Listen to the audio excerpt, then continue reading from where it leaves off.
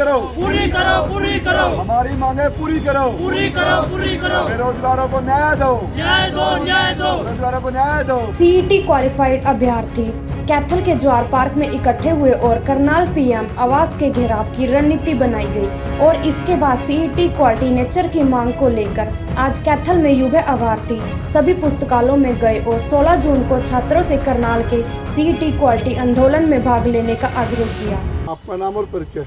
मेरा नाम प्रदीप संधू है सर, और मैं अपने कैथल जिले से कुतुबपुर गांव से हूँ। और सर हम यहाँ 3,57,000 अभ्यर्थी सीईटी क्वालिफाइड अभ्यर्थी हैं जो पूरे हरियाणा के हैं, और उसमें सीईटी क्वालिफाइड के इन्होंने सभी के मेंस के लिए सभी के हरियाणा सरकार ने एग्ज़ाम भरवाए, जो कि 32,000 वैकेंसी भरवाई, जिसमें 63 अलग अलग कैटेगरियाँ थी।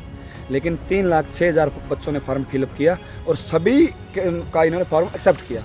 लेकिन रिसेंटली सर ये मुद्दा है कि हमारे जो भोपाल सिंह खत्री जी हैं वो बोल रहे हैं कि चेयरमैन है जो HSSC संगठन के, वो 4 गुना 4 टाइम्स बच्चों को बुला रहे हैं।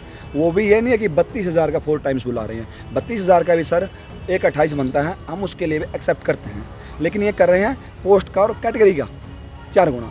सर उसमें 4 गुना में क्या होता है, 63 कैटेगरी है सर, 63 में अलग अलग डिपार्टमेंट्स की है और उसमें आगे जाकर उसकी सब कैटेगरी है। और उसका 4 गुना सर बार जैसे मैं आपको 56 ग्रुप का एग्जाम्पल दूँ, 56 ग्रुप में 6300 वैकेंसी हैं, उसका 4 गुना लगाए ना सर 24-25,000 हो गया। वो ग्रेजुएशन लेवल की है, जिसमें लैंड पटवारी, सेक्रेटरी और पंचायत सेक्रेटरी, कैनल पटवारी, ये सब उसमें वैकेंसीज हैं। ये बच्चे इस मेंस एग्जाम में अपीयर हो गए 24-25,000।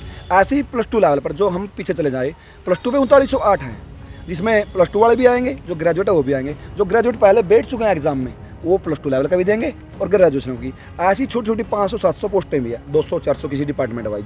4 गुना में यही बंदे बार बार रिपीट होंगे। तो ये ऐसे बोल रहे हैं कि 1.5 लाख का आंकड़ा है, 1.5 लाख का नहीं है, एक्यूरेट 20,000-15,000 बच्चे इसमें रिपीट होंगे। क्या पता वैकेंसियाँ भी रिपीट रहे, जैसे वो वैकेंट रहे, खाली रह सकती हैं, जैसे इनकी पॉलिसी है। हम हमारे मुख्यमंत्री मनोहर लाल खट्टर जी से हम आग्रह करते हैं, उनको पता भी है, उन्होंने एक जनसंवाद में बोला था हम बुलाएंगे 1/28, 4 गुना 32 का। उन्होंने कहा था 1/28 हो गए और 1/40 के लिए बुला लेंगे। हमने सोचा 3 में से 1.5 लाख तो आएंगे। लेकिन फिर हमारे भोपाल सिंह खत्री ने कहा, मुख्यमंत्री जी से मुँह से ये गलती से निकला है कि हम उसका 4 गुना बुलाएंगे टोटल पोस्ट का, नहीं, हम कैटेगरी का 4 गुना बुलाएंगे, वो भी कैटेगरी वाइज, मतलब कोई जर्नल का, कोई WS का, कोई OBC का, कोई अदर। तो सर इसमें है ना बार 15-20,000 बच्चे ही रिपीटिशन में आएंगे। वो क्रीमी लेयर की है, जैसे उसको बोले हम, इन्होंने एक कॉमन टेस्ट बोला, CET कॉमन पात्रता परीक्षा। तो इस आधार पर तो हमारी परीक्षा बना रही है। यदि आप लोगों ने हमारे रिजल्ट के ऊपर आपकी, जैसे अब इन्होंने 40 पे पास किया है जिसको आरक्षण मिला हुआ है, और 50 पे पास किया हुआ है जो अनरक्षित है, अनरिजर्व्ड है, हम हमारे रिजल्ट पे क्वालिफाइड लिखा आ रहा है, HTET CTET की तरह। अब हम जैसे मेंस एग्जाम में क्यों नहीं बैठ सकते? 4 साल बाद वैकेंसी आई हैं सर, 4 साल बाद सूखा पड़ा हुआ है। 2019 से 23 में कोई भी वैकेंसी हरियाणा सरकार पूरी नहीं कर पाई, जो एक गठबंधन सरकार है, JJP और BJP। इसमें सिर्फ एक 698 दुर्गा शक्ति लड़कियाँ लगी है, लड़के 1100 फीमेल कॉन्स्टेबल कोर्ट में पेंडिंग है, लड़के 5500 कोर्ट में पेंडिंग है, और सब कुछ कोर्ट में पेंडिंग है, और हमारा भी डिसीजन पेंडिंग है। हम इसके लिए हर BJP के जहाँ तक मंत्री संतरी और जो अपने प्रदेश अध्यक्ष OP धनखड़ जी से कैथल भाजपा कार्यालय मिले, बाल विकास मंत्री कमलेश डांडा से मिले, और सर अनिल विज के संज्ञान में मामला डाला। और सर हम इसके लिए 2 बार पानीपत से, जो करनाल से, जो अपने MP जी संजय भाटिया जी, उनसे भी 2 बार मिले। बहुत पॉजिटिव रिस्पॉन्स रहा सर का कि जैसे क्वालिफाई होगा। लेकिन सर हमें जैसे बच्चों के साथ एक भावनाओं के साथ खेलकर हमें आश्वासन देकर, बिल्कुल मतलब सच्ची भावनाएं, झूठा आश्वासन दे दिया गया। तो हमने हार के हमने विपक्ष के मुद्दा उठाया कि आपकी भी 30 सीटें हैं सर, आप विपक्ष भी हमारी मांग उठाई। अब क्या करने वाले हैं सर? हमने विपक्ष से हाथ जोड़कर रिक्वेस्ट की और विपक्ष ने एक्सेप्ट की हमारी, और हम विपक्ष के सानिध्य में कल CM सिटी करनाल में हम CET क्वालिफाई को लेकर जो 3,06,000 अभ्यर्थी, 57 का आंकड़ा था, उन 40-45 बच्चों, 4,500 बच्चों ने तो भरा ही नहीं है फॉर्म ये, क्योंकि उन्होंने पता था 40-45,000 बच्चों ने कि होगा ही नहीं। लेकिन 3-6 रह बच गए। 3-6 कोई ज़्यादा आंकड़ा नहीं है सर, 10 गुना भी बुलाएंगे ना, ये 32 का 3-20 बनता है। कल क्या करने वाले? हाँ कल सर, कल हमारा ये रहेगा, हमारी सरकार से यही आग्रह है, हम प्रोटेस्ट करने वाले हैं, और दीपेंद्र हुड्डा जी के सानिध्य में, कांग्रेस पार्टी के सानिध्य में, जो कि शांतिपूर्ण तरीके से हम करेंगे। हमारी बहनें भी हमारे साथ हैं, हमारे भाई भी हमारे साथ हैं, और विपक्ष पार्टी हमारे साथ है। यदि सरकार हमारी मांगें मानती है जल्द से जल्द, क्योंकि 18 से 19 से एडमिट कार्ड इश्यू हो जाएंगे कुछ कैटेगरीज के, यदि वो इशू होगा उसके बाद तो क्वालिफाई नहीं होगा। सरकार हमारा ये प्रोटेस्ट जो कि हम शांतिपूर्ण तरीके से करेंगे, इसके बाद हम भी रिक्वेस्ट करें यदि आज भी हमारी आवाज़ पहुँचे कि आप क्वालिफाई कर दो। हम पढ़ने वाले बच्चे हैं, हम प्रदर्शनकारी नहीं हैं, हम सड़कों पर उतरने वाले नहीं हैं, हम तो सिर्फ लाइब्रेरी में बैठ के अपने मेहनत कर सकते हैं। ये कोरोना में दबे रहते हैं, लेकिन मजबूरी बस आपकी पॉलिसी ऐसी आई कि हमें बाहर निकलना पड़ा।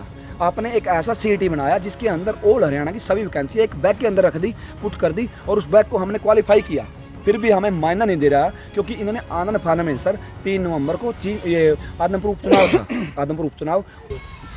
तो सर कल हम कांग्रेस पार्टी स्निध्या में सभी 3,57,000 अभ्यर्थी से पीड़ित हैं सीएम सिटी करनाल में हम अपना प्रोटेस्ट कर रहे हैं, जो शांतिपूर्ण तरीके से करेंगे और सरकार से आग्रह करेंगे हमारी आवाज़ पहुंचे तो आपके कानों तक पहुंचे तो हमारा ये सिटी क्वालिफाई कर दे।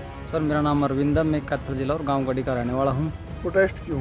सर प्रोटेस्ट इसलिए कर रहे हैं कि सरकार ने सीईटी कॉमन एलिजिबिलिटी टेस्ट पात्रता परीक्षा निकाली, जिसमें 10 लाख 2 समथिंग युवाओं ने फॉर्म अप्लाई किए थे और 8 लाख समथिंग ने एग्ज़ाम दिया था।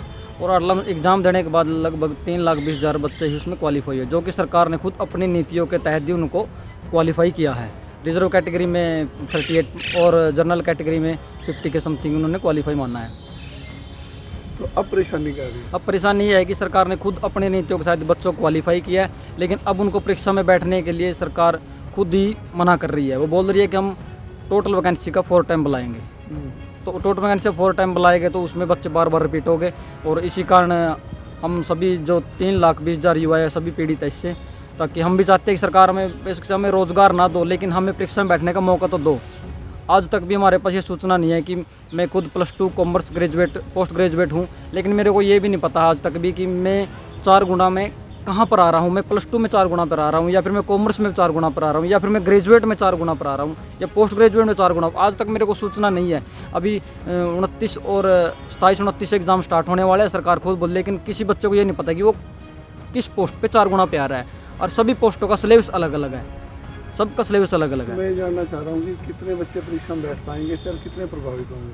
सर परीक्षा में मोस्टली मेरे हिसाब से तो 27,000 ही बच्चे ही बैठ पाएंगे जो बार बार रिपीट हो गए, और प्रभावित उससे करीब 2 लाख के करीब परिवार होगा प्रभावित होंगे। और आप चाहते क्या? हम चाहते हैं कि सरकार से हमारी बार बार रिक्वेस्ट है, सीएम साहब आपने ही इसी फॉर्मूले को लेके आए थे, सीईटी क्वालिफाई ही आपने ही किया था, और जिन बच्चों को क्वालिफाई किया है उनको एक बार परीक्षा में बैठने का मौका दें। तो कल क्या प्रोग्राम है? सर कल हमारा प्रोग्राम सीएम सिटी में सीएम आवास का घेराव करने के विषय में हमारा प्रोग्राम शांतिप्रिय प्रदर्शन है, और उसमें हम पढ़ने वाले विद्यार्थी हैं। हम कोई क्रांतिकारी या कोई आंदोलनकारी नहीं है, ना कोई प्रदर्शनकारी है। हम लाइब्रेरी में बैठ के पढ़ने वाले बच्चे हैं, अपनी मांग को बिल्कुल शांतिप्रिय और निष्पक्ष ढंग से रखेंगे।